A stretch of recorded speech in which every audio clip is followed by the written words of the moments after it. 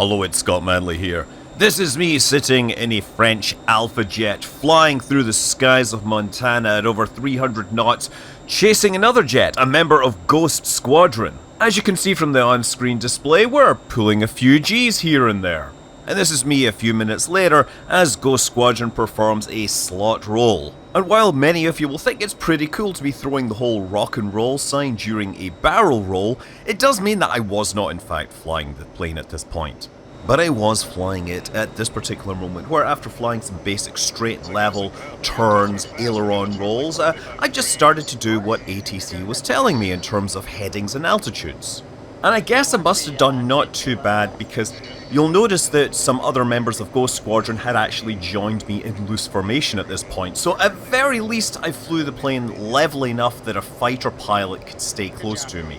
But things were about to get busy, and it couldn't last. Alright, because we're kind of getting set up for the overhead, I'm going to take the jet. Okay, you have the controls. I have the controls. So if you've been paying attention to my social media, you probably know who is in the front seat. It's Jared Isaacman, the person that organised Inspiration 4 and Polaris Dawn. He's the first private civilian to have performed an EVA. He made a bunch of money from a tech company called Shift 4, which he used to set up a private air force called Draken, which was used as aggressor squadrons for the US government. And he owns a bunch of fast jets that he likes to fly around. And while flying in the back of an Alpha jet is pretty darn amazing, it does fall short on what he originally promised me. Frankly, I wish being quote-unquote disappointed was always as amazing as this was. You see, among the jets in Jared's collection is the only MiG-29 in private hands. And when he invited me, he specifically mentioned the MiG-29, and I was like, oh hell to the yeah. He also offered to send me the POH, the Pilot's Operating Handbook, or manual as most non-pilots would say. And that was great because you're looking for such complex technical documentation on military hardware usually requires an extensive internet search that ends up at the War Thunder forums. This was an acronym-packed 450 pages of dry technical documentations on the systems, the procedures, and the performance. This was exactly the kind of thing I like to read. I even spent a bit of time with some flight simulator models to get acquainted with the layout of the cockpits. Now, usually when you want to fly combat aircraft on your home computer, you get DCS. They have all the best models, all the best simulations. Unfortunately, the MiG-29 they have is a low-fidelity model that's part of their Flaming Cliffs pack. They do actually have a full MiG-29 coming in the pipeline, but it's not available yet. Regardless, by the time I turned up on Montana, I had read that thing cover to cover a couple of times, and I had memorized some critical memory items. And so when I met Jared and the first thing he said to me was, "Scott, sorry, we had a chip light come on," I knew exactly how bad that was. So the chip light is a sensor in the engine's oil system. The oil is needed to lubricate the bearings and the gearbox, which is used to drive other accessories. There's a lot of fast-moving metal parts that are transmitting forces from the engine into other systems. And if these things start to break, you might get a chip of metal coming off a gear, and if that piece of metal runs through the system, it can start to destroy things really quickly. So you have a little magnet in the gear system that picks up little bits of metal and will trigger and tell you that your gearbox is about to explode. The actual procedure tells you to throttle down the engine and see if the light goes away. If it doesn't, you shut down the engine and you land ASAP. So first and foremost, I'm glad it wasn't anything worse and that everybody landed safely. The MiG is going to have to be grounded for some time. It could possibly require replacing an entire engine. I'm pretty sure they're going to be serious about keeping this flying because they actually have two other MiG-29s that are under shrink wrap that they're going to assemble and restore to functionality. But while we're here, let's take a look at the cockpit as Jared sees it when he's doing those flypasts. So you have your primary heads-up display here, and that's mirrored to this regular display here. On the left side, you have your attitude indicator, horizontal situation indicator, altimeters, airspeed indicators, Mach meters. But on this specific panel, they moved the radar, altimeter, and a bunch of other engine monitoring hardware around to make room for a Garmin primary flight display. And I think that's how he actually flies it a lot of the time. On the left side, you can see the throttle, and unlike the ones that I see in Western jets, this is attached like along the wall. Their stick is obviously in the middle, and the brakes for this, incidentally, are like bike brakes. Instead of like pushing your toes forward on the pedals to activate the brakes, you're like pulling like a bike brake to slow down. The stick obviously contains a bunch of other buttons for things like, firing guns and launching missiles. The throttle also has buttons for deploying flares, and there's a button on there I think you have to push to turn sharply on the ground while taxiing. And of course, since this is a high-performance military aircraft designed for high-risk combat engagements, it comes with an ejection seat to bring you to safety. Now, this is a two-seater trainer. Typically, the instructor actually sits in the back.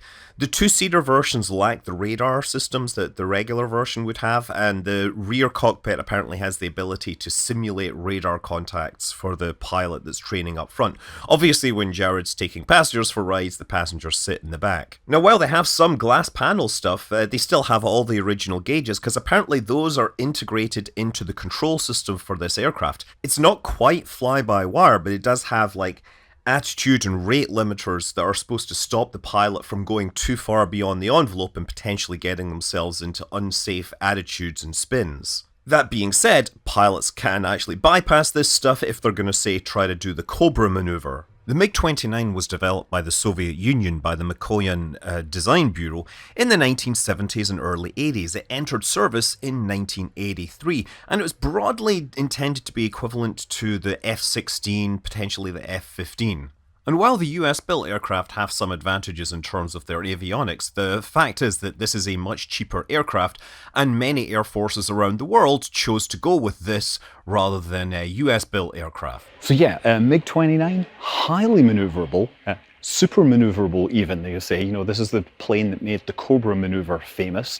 Fully moving tailplanes, we have multiple control surfaces on the wings. Dual tails with control surfaces there. It has limited fly-by-wire system. It's more like, angle of attack limiters. Obviously, traditional landing gear. These big twin engines here, and these intakes I really want to talk about because these are designed for austere runway conditions, right? They're designed so that the intakes can close when they're on the ground. So this is a traditional ramp intake, right? And this section closes down when in flight. There's a section in there which constrains the airflow so that they can fly supersonic. Well, they figured out why not just close this thing all the way down when they're on the ground so that they're not going to ingest any FOD. And then on top, you can just about make out these intakes here that will open up. That's a pretty neat solution. So we can see this system in action during takeoff at Oshkosh. If you look at the intakes just behind the cockpit on top of the wing there, you can see they're open right now. So that's what the engines are using for their source of air. And yeah, this is supposed to make it hard for any debris on the ground to get into the engines, but it does kind of limit the airflow. So as the aircraft begins to roll down the runway and pick up speed, there's a point where they get close to rotation speed where these intakes are going to open up. And Jared tells me that when that happens, the engine feel noticeably more powerful. But it does also mean that during takeoff, you have to check lights to make sure these intake ramps open, because if they don't, you have to abort the takeoff. And for situations like this, the aircraft does come with a parachute system. Now, many of you know I fly Cirrus aircraft, which come with built-in parachutes to save the entire aircraft. And I've had many quote-unquote real pilots tell me they would never fly an aircraft with a parachute because they're better than that. Well, I hope they don't want to fly high-performance Soviet jet planes. So yeah, I mean, for those of you who don't get why this plane has a parachute, it has these big engines and it has this drogue chute for slowing down on the runway, because big engines, small brakes. That's why you need a parachute on a plane like this. So between those big RD-33 engines and that parachute, the aircraft is able to take off from runway distances off the order of 2,000 to 3,000 feet and land in similar length runways. Incidentally, the landing speed is about 150 knots, except that if you're flying those simulated versions, the speed is shown as kilometers per hour, so it's closer to about 300 kilometers per hour. Very awesome. This is part of the entire hangar here for, Ghost Squadron it is. There's also Dragon Squadron and a bunch of related stuff. I think they call it the graveyard. We have the crypt over there where they do the weather. And this is one thing I'm really interested in. It's not flying yet, but this is a Tornado. Now, when I was a kid growing up, the Tornado was the most badass plane. So it has variable geometry wings, two big engines. It flies like, It's a huge amount of power on this aircraft, and a massive tailplane as well. Like, look at the size of that tailplane compared to the plane. Apparently there's a whole bunch of ballast in that nose to keep it stable throughout the wing envelope. But yeah, I'm very excited to see what happens with that. Soon after I got there, there was a chance to fly, and this wasn't part of the original schedule. Apparently, there was an event, there was going to be a national anthem, and they said, hey, let's do a flyover for you, and the event organisers accepted. So apparently this was put together kind of quickly. You know, they'd already stowed some of the aircraft and they had to tow them back out. I had to go and get my briefing on how to use the ejection seat, get fitted for my life support. The formation would normally be led by the MiG-29 with 2 Alpha jets and then 2 L-39s, but in this case it would be 3 Alpha jets. So I was paired up with a pilot with the call sign Stinger, while Jared took up someone who was a real VIP. The Alpha jets are small twin-engine trainers developed by France and Germany. This would be a German one, and it sounded a bit like this. This was a formation flight. Everyone rolled onto the runway together. The L-39s at the front, because they're lower performing, they took off first, and then the Alpha jets took off in formation, and everybody then formed up. So again, you can see this aircraft has some modernised avionics for the altitude, attitude and airspeed, but it's still using its original steam gauges for the engine state and all the other stuff. And so while all the aircraft took off pretty close to each other in time, there was some assembly required for the planned formation. That meant rejoining in the correct order and assuming the correct position. The L-39s would be at the rear of the formation, so they would have to sort of hang back while the Alpha jets got their stuff together. So this was going to be a 5-ship Vic or V-shaped formation. Normally the MiG-29 would be leading the formation, but with that down, Jared was actually flying in this aircraft to the left. The formation was actually being led by a pilot with the call sign of Stroker. I believe this is a French version of the Alpha Jet. It has some extra fins on the rear there, so you can recognise it compared to the other ones. And then at the back, that is one of the L-39s. And for the next 15 minutes or so, we spent a lot of time like this, flying in circles in formation, trying to figure out where and when the fly past was. So it was kind of nice because I actually had a brand new iPhone 16 Pro, and it was doing a fantastic job shooting air-to-air photography. I had a bigger camera, but it would not have been usable in the confined space that I had. And of course you can trust me now that that is my honest opinion, since I no longer actually work for Apple. They're not making me say this. I'm really happy to have a phone that can do this kind of thing. But yeah, this is Jared there in his aircraft. And you'll notice that the name tag is wrong, but you should be able to recognise him as an Imperial TIE Fighter pilot. And then during the actual fly past, everything lined up. Jared literally blotted out the sun with his aircraft. I mean, technically that was because they had slightly the wrong location and had to make a turn as they were inbound, but still, it looked pretty sweet. The other hugely important factor in flyovers is the time. You have to get there at exactly the right moment, the climax of the song. You don't want to arrive early because you might drown out the singer, or if you arrive late, then it seems kind of lame. Well, you know, what with the timing and position, it was okay, but the crowd still loved it.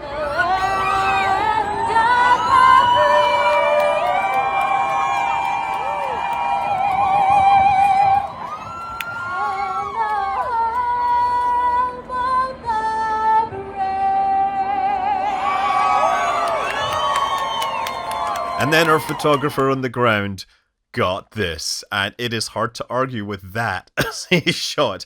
And you know what? If it had been led by an ex-Soviet fighter, that would have been marginally less patriotic. And just in case you lost track, that's me, second from the right. And so with the fly past complete and the sun setting in the west, we headed back to the graveyard for a bit of a debrief, the obligatory team photo, and in my case, I had a beer waiting for me, which, while I would say it might be well deserved, I didn't do much except shoot photos from the back.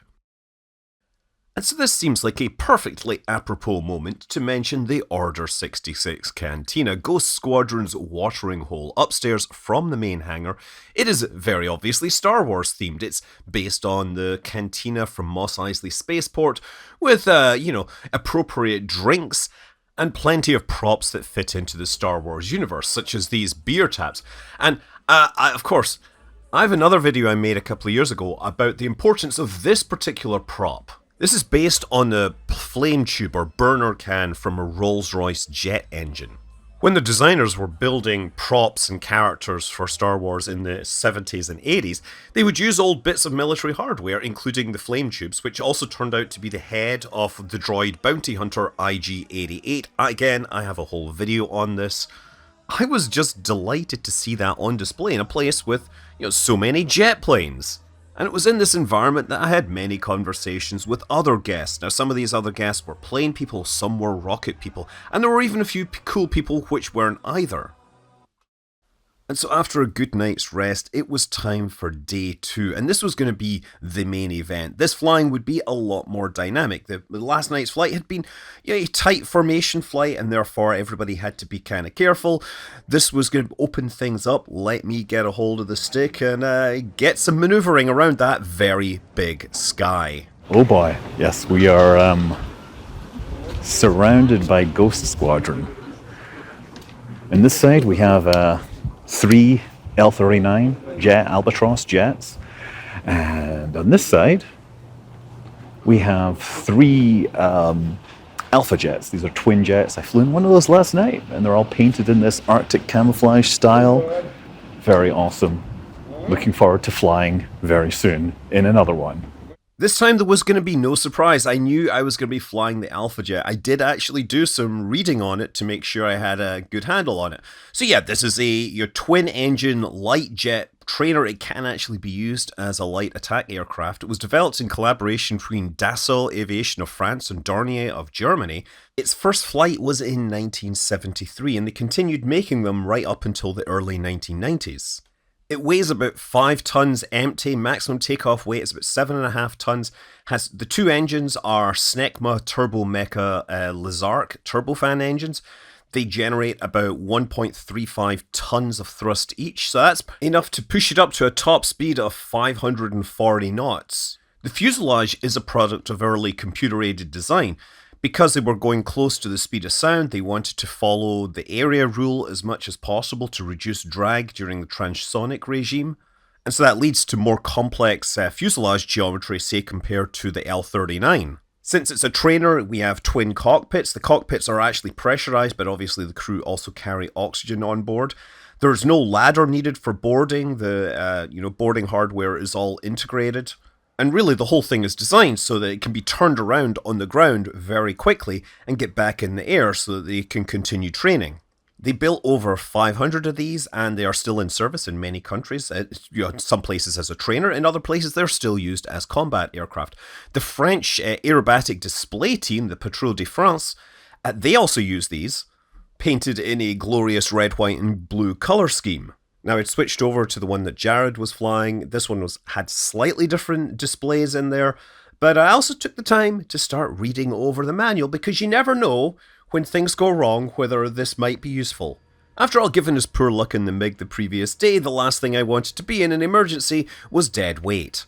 And for this flight, we also had cameras set up, which included cockpit audio. I'm Jack Eddy here. Here, 555. I have you loud and clear. So yeah, a lot of this footage is shot from a GoPro and an Insta360. Alright boys, push 21-8. So this flight was only going to be 3 Alpha Jets. The L-39s, there was a couple doing their own little formation thing, and I heard one other guest was actually trying to get a type rating in the L-39 on his own. I think I'm going to have to get a bit more experience before I get to that level. I guess there's one advantage of the Alpha Jet over the MiG-29 in that it starts up a whole lot faster. There's a lot fewer electronics that need to initialize themselves, and the engines are a whole lot smaller, so they don't, have the same kind of inertia. Ghost 1, flight of 33 Alpha Jets, just short of Foxtrot with the numbers. Ready to taxi, will be VFR departure to the south. Ghost 1 flight, runway 12 back to via Foxtrot Alpha, cross runway 21. Foxtrot Alpha, cross 21 to 12, Ghost 1. Ghost 1 flight, Bozeman Tower, runway 12, line up and away, traffic 10 mile final EJ. Line up and wait, runway 12, Ghost 1. Lights on, line up and wait, boys. Alright, pitot heat coming on. My board is clear. 1, calm runway 12, cleared for takeoff, right turn due southbound approved. On runway 12, clear for takeoff, right turn out approved, Ghost 1. Run it up. Cap 2475, there's via Bravo 3 and Bravo, hold short runway 21. Bravo 3, Bravo, Release brakes, ready now. Now, by the way, you're going to notice that I'm actually really quiet through most of this because I was really just paying attention as much as possible. You know, I was actually interested in learning this. Unlike yesterday's flight, it was going to be a formation takeoff with all aircraft basically coming up together. Nose coming up.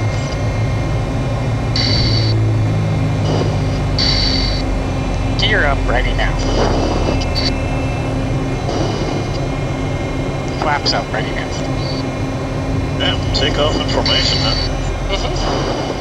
And we had someone on the ground taking photos so you can tell how close the aircraft were together during this takeoff.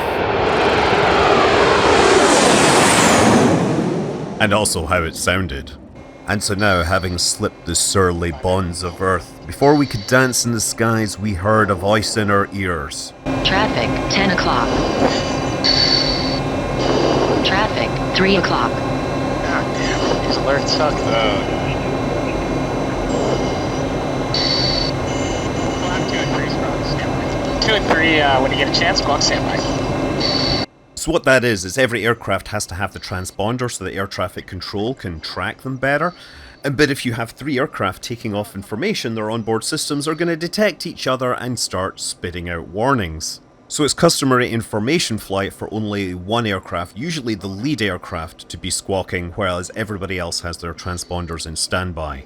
And to be clear, that warning we heard came from our onboard electronics. We could turn that off if we wanted to.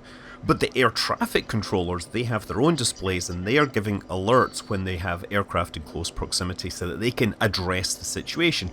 And they do that by telling us to turn our transponders to standby. Anyway, aircraft headed south of the airport. There was plans to do maneuvers over Ennis Lake. While in tight formation, of course, I do what I do. I pull out my phone, I started taking some close pictures of the aircraft because it was really cool to see them up close, which meant I was kind of surprised when this happened. Okay, Stinger, you're going to wind up having the lead on the right.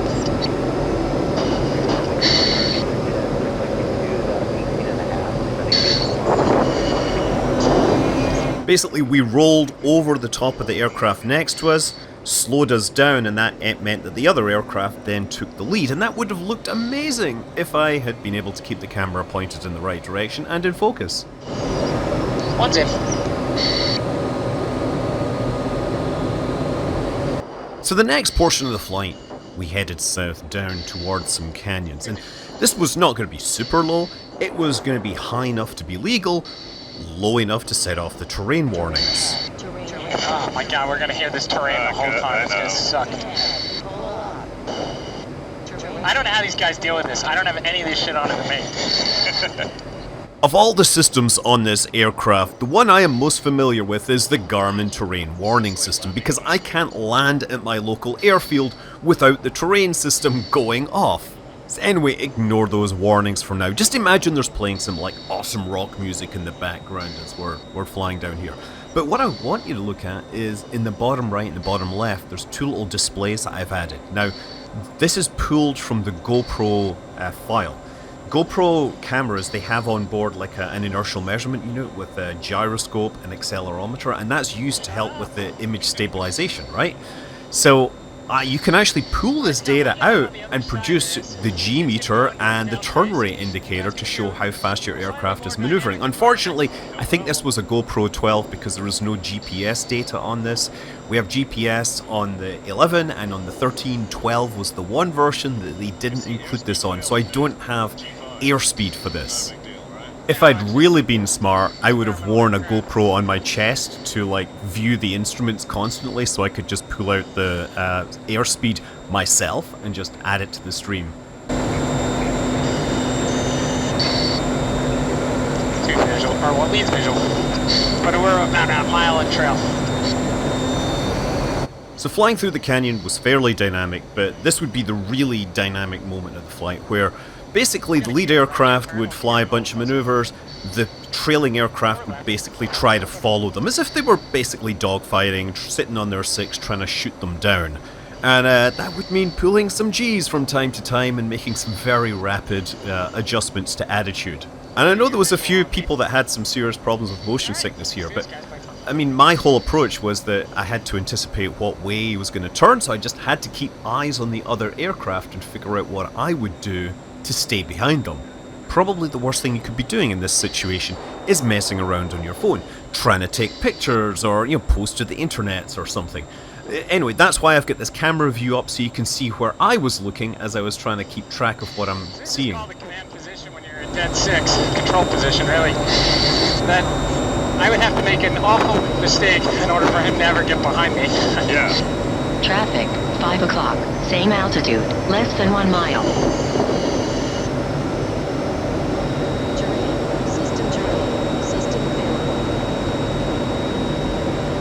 Are you sure you should walk and stand by?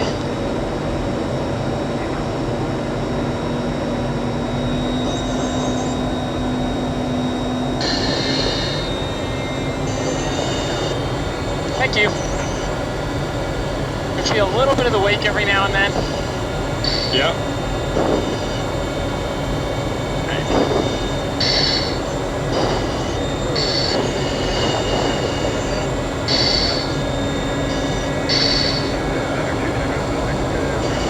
Say again? I'm 310.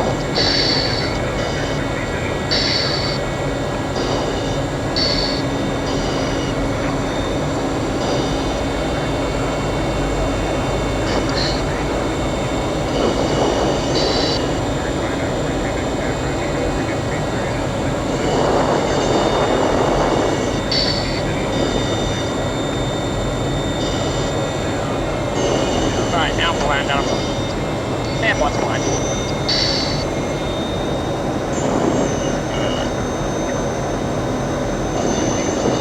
One, posit.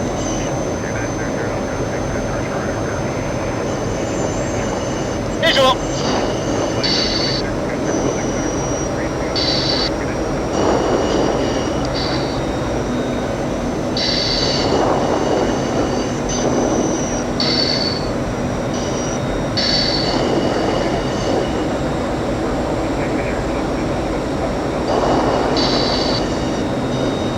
From that point on, the rest of the flight was a lot less dynamic.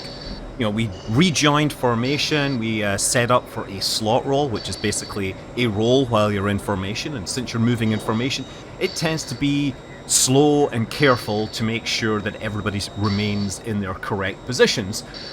All the same, it was pretty darn cool to watch from the inside. That was also the time I threw up my rock and roll gang signs, making this a rock and roll roll. And after that carefully executed precision maneuver, it was time for some straight level. Alright, Scott, you have the airplane. I have the plane. Okay. Okay, I got the plane, huh? You got the plane, sir. So what can we do with it? Well, take some easy left and right turns, up and down, kind of feel it out a little bit. Okay, so, I get people on the left and the right. I don't know when I... Oh yeah, you don't want to do any big dramatic stuff, just kind of feel out the airplane like you were flying your own airplane. Alright, there's degree turn that way, 20-degree turn this way. Let's try and maintain 8,000 feet, huh? Good job. I'm going to call Bozeman, or Big Sky. Big Sky goes one. You have to understand, this probably looks incredibly boring for you, but it was really exciting for me. Something you should know, we always are trimming in jets because the airspeed regime changes so much. Yeah, I haven't even touched that. Now, I'd previously performed aerobatics in much slower aircraft, the kind with spinny propeller things on the front rather than inside the engine housings. Well, you couldn't do a lot of the maneuvers there because the planes were so much faster, and because we had a cloud ceiling at about 9,000 feet, and the surface there is 4,500 feet already, so you just didn't have enough vertical space. But we did have enough room for good old-fashioned aileron rolls. So we were up to was it 15 degrees? Yeah, here you go. And then Set. left. There you go. Good job. Okay, well I lost more altitude there, but actually not too bad. Not bad at all. Do another. Okay, let's do it to the right. Okay. And bring that It's up. coming up. Next set. Yep. Nice work. Alright, track in this direction for a little bit while I get a hold of Big Sky. Okay. 2 we descend maybe? Or? Yeah, sure. Come back down to 8K if you want. Yeah, let's do that. And you got traffic, our guys out to the left.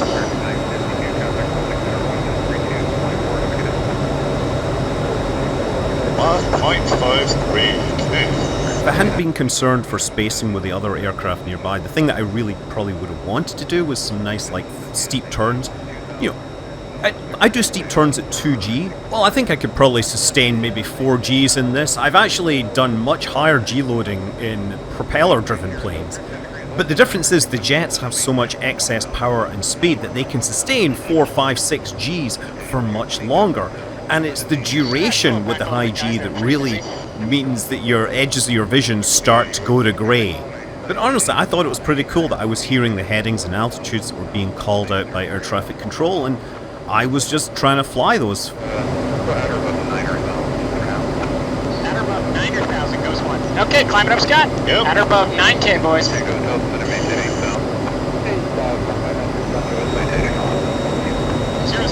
down to 8K goes one. 070 down to 8K.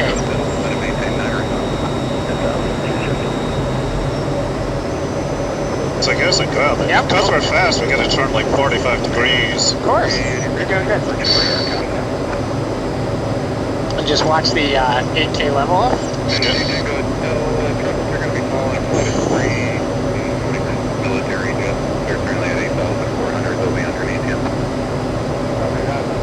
Good job.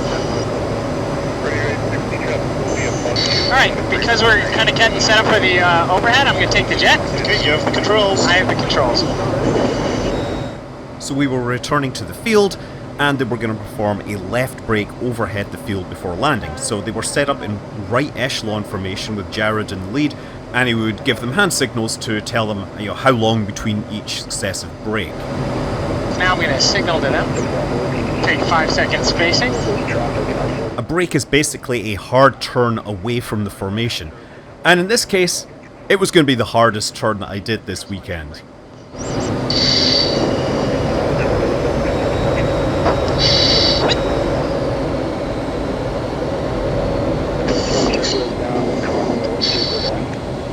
Probably 1-2, clear to land, goes one. All jets clear to land. Hey, Alright, gears coming down. Full flaps coming.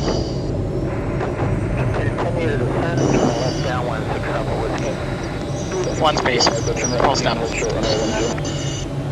Turn right at the end on Bravo 1, hold short runway 1230 Goes one space, gear full stop.